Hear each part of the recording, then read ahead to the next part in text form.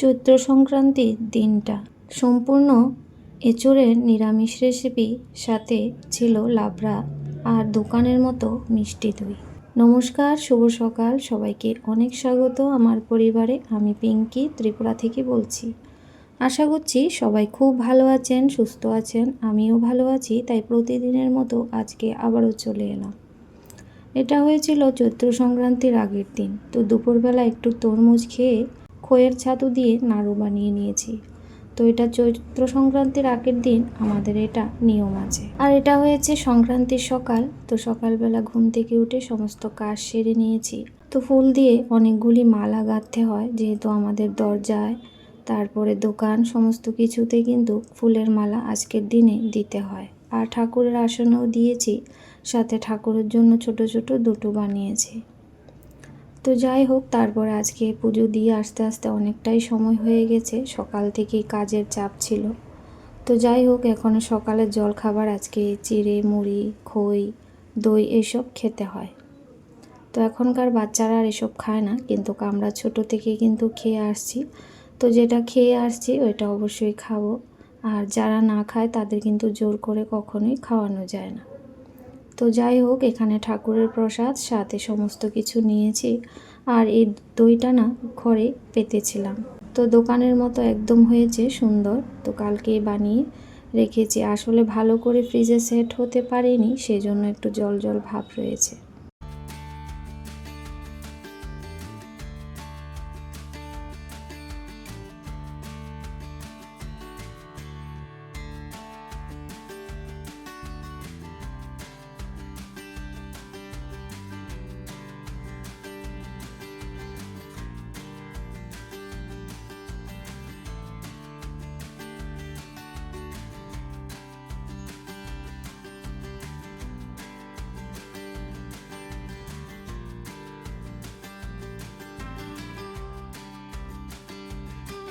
তো সকালে জলখাবার খেয়ে নিয়েছি। তো আজকে তো আমাদের সমস্ত সবজি দিয়ে লাবড়া, ঘেট, অনেকে অনেক নামে পরিচিত, মানে কেউ পাচন বলে, কিন্তু এটা কিন্তু খেতে হয়। আমাদের উত্তর পূর্বাঞ্চল অংশে বিশেষ করে এই খাবারটা কিন্তু খাওয়া হয়।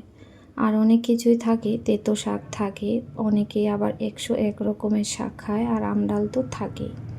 আর কাঁঠালের সবজি বা অন্যান্য অনেক কিছুই থাকে, কিন্তু এই লাবড়া বা ঘেট বা অনেকে পাচন বলে, এটা কিন্তু অবশ্যই খেয়ে থাকেন। তো যাই হোক, আমিও কাঁঠালের তরকারি রান্না করব, সেই জন্য কিন্তু এখানে ডালের বড়া করে নিয়েছি। তো সম্পূর্ণ নিরামিষই, পেঁয়াজ রসুন ছাড়া, কিন্তু মসুর ডাল দিয়ে বড়াটা করছি। তো যেহেতু মঙ্গলবারে তো আর নিরামিষ খাই না, গতকালকে খেয়েছিলাম যেহেতু সোমবার ছিল। তো এখানে আমডালটা হয়ে গেছে, সাথে সমস্ত মশলাপাতি করে নিয়েছি। সবজিপাতি কাটতেও বেশ কিন্তু সময় লেগে গেছে। আর এখানে যে লাবড়াটা করব সেটার জন্য একটু আলাদা করে মশলা করে নিচ্ছি। এখানে মৌরি, জিরে, ধনে আর একটু হয়েছে রাঁধুনি দিয়েছি, একটা শুকনো লঙ্কা আর তেজপাতা। তো একটু ভালো করে এটাকে হালকা খোলায় ভেজে নিয়ে গুঁড়ো করে নেব। আর সবজিটা ওইদিকে মজাতে দিয়েছি, কারণ আগে থেকে একটু ভাপিয়ে নিলে হয়েছে কমে যাবে, আর না হলে কড়াইতে জায়গা হবে না। আর আগে থেকে একটু এভাবে সবজি ভাপিয়ে নিলে কিন্তু পরে যদি ফোড়ন দেওয়া হয় খেতে ভালো লাগে। তো এখানে এঁচোড়ের জন্য একটু মশলা করে নিচ্ছি, টমেটো, তারপর হয়েছে একটু মৌরি, আর সাথে গরম মশলা, আদা, কাঁচা লঙ্কা, এটা তো আগেই করে নিয়েছিলাম। তো এখানে একটু আলু আর এঁচোড়টা হয়েছে হালকা ভেজে নিয়েছি। তো ভেজে এখানে মশলাটা গুঁড়ো করছি, কারণ সবজিটা ওইদিকে হচ্ছে। আর এই মশলাটাকে একটু হালকা গরম থাকতেই বাটতে হয়। আসলে মিক্সির জারটা ভিজে গেছে, সেই জন্য বাটনায় বেটে নিয়েছি। আর একে একে কিন্তু সমস্ত সবজি দিয়ে দিয়ে ঢাকা দিয়ে দিয়ে ভাপিয়ে নিচ্ছিলাম।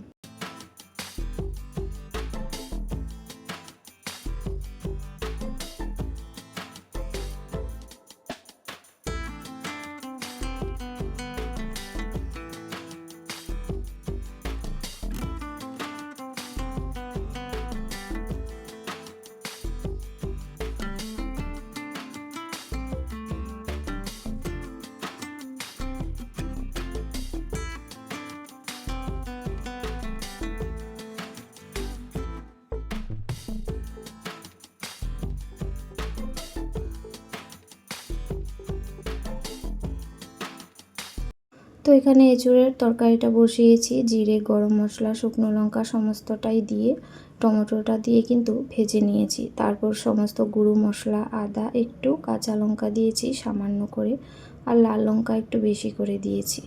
আর আমরা তো এমনিতেও ঝাল ঝাল খেতে সবজি পছন্দ করি।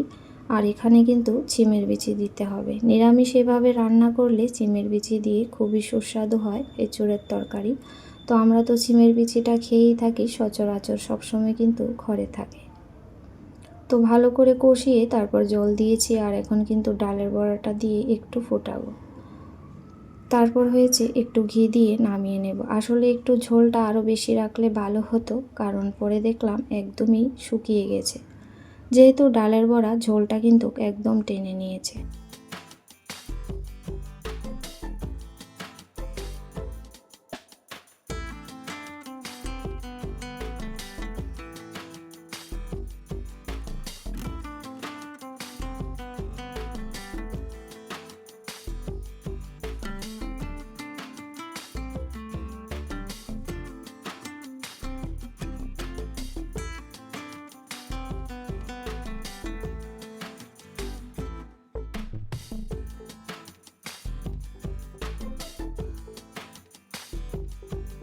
তো দুটো কড়াই বসিয়েছি, আর ভাবছি যে যদি জায়গা না হয় সেই জন্য কিন্তু মশলাটা একটু বেশি করেই দিতে হয়।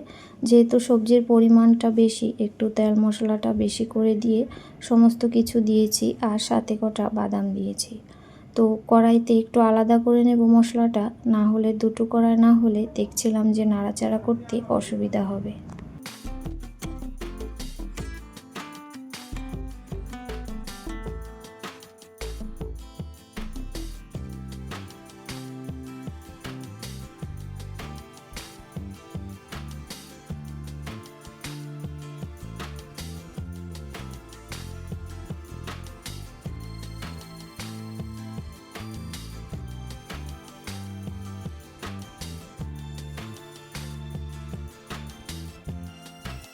তো মশলাটা দিয়ে ভালো করে নাড়াচাড়া করে নিয়েছি। তারপর কিন্তু একটা কড়াইতেই সমস্ত সবজিটা ঢেলে নিয়েছি।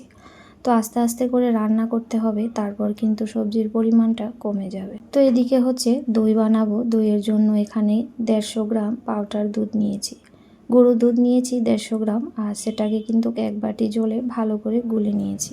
আর সাথে এখানে বেশ পরিমাণ গায়ের দুধ দিয়েছি। তো গতকালকের যে দইটা বানিয়েছিলাম সেই একই রকম প্রসেসে কিন্তু আজকেও বানাচ্ছি। তো এদিকে দুধটা জাল হচ্ছে, আর সাথে কিন্তু সবজিটা একটু নাড়াচাড়া করে নিচ্ছিলাম। তো বেশি জাল করতে হবে না, যেহেতু গুঁড়ো দুধ দিয়ে এমনিতে কিন্তু দুধটা ঘন হয়ে যাবে।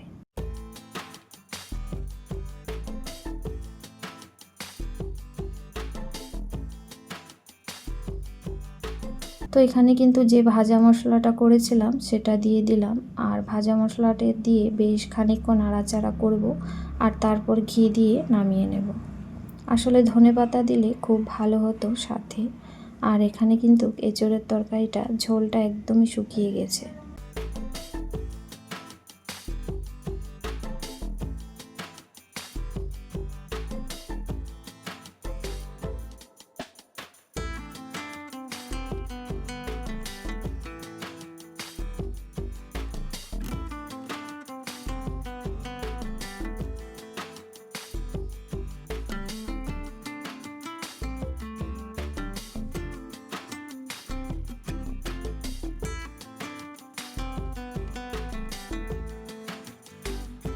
তো এখানে দই বানানোর জন্য চিনিটা কিন্তু ভালো করে জাল করে নিচ্ছি, আর এদিকে একটু আলাদা করে দইটা জল ঝরাতে ছাঁকনির মধ্যে রেখে দিয়েছি।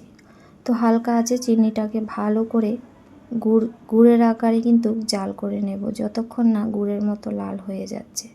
আসলে আঁচটা বাড়িয়ে দিলে কিন্তু এটা পুড়ে যাবে, হালকা আঁচেই করতে হবে। তো নাড়াচাড়া করে এখন কিন্তু সামান্য পরিমাণ একটু জল দেব। জল দিলে কি হবে, যেটা আঠা আঠা পরিমাণটা একটু জলাক্ত ভাব হবে। তারপর কিন্তু ওই জাল করা দুধটা এর মধ্যে ঢেলে দেব। তো দুধটা ঢেলে নিয়ে বেশি জাল করার কোনো দরকার নেই, ভালো করে একটু নাড়াচাড়া করলেই কিন্তু হয়ে যাবে। তারপর এটা যখন কিছুটা পরিমাণ ঠান্ডা হবে, তখন কিন্তু যে দইটা রেখেছিলাম সেটার মধ্যে একটা বাটির মধ্যে পাতিয়ে নেব।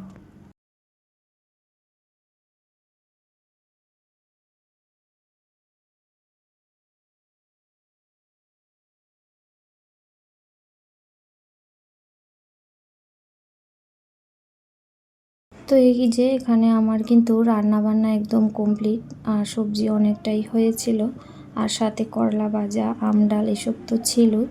যে দইটা নিয়েছিলাম সেটাকে এখন ঢেলে ভালো করে ফেটিয়ে নেব।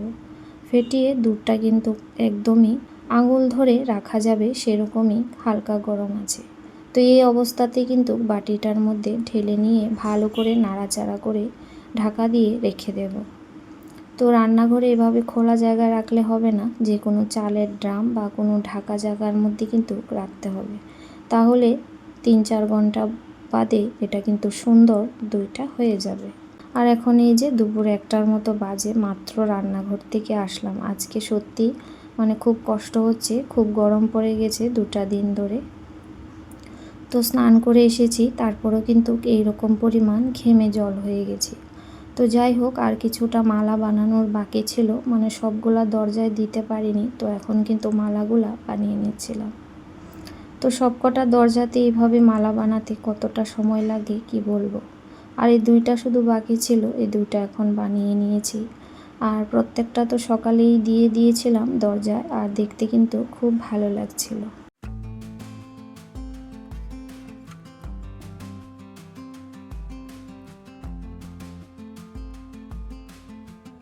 তো যাই হোক, তারপরে এই যে দুপুরের খাবার নিয়ে বসে গেছি। আর আজকে কিন্তু সবজি খুব বেশি বেশি করে খেতে হবে, আর বছরে একটা দিন সবজি কিন্তু বেশি খেতে হয় আজকের দিনে। তো যাই হোক, খাওয়া দাওয়ার পরে এই যে তারপরে এই মানে ভীষণ গরম পড়েছে। তো আমি সচরাচর স্প্রাইট, কোকাকোলা এসব কিন্তু খাই না, খুবই কম খাই, কিন্তু আজকে মনে হচ্ছে খেতে হবে, কিচ্ছু করার নেই। তো সবাইকে দিয়ে আমি কিন্তু একটু নিয়েছিলাম হাফ গ্লাস।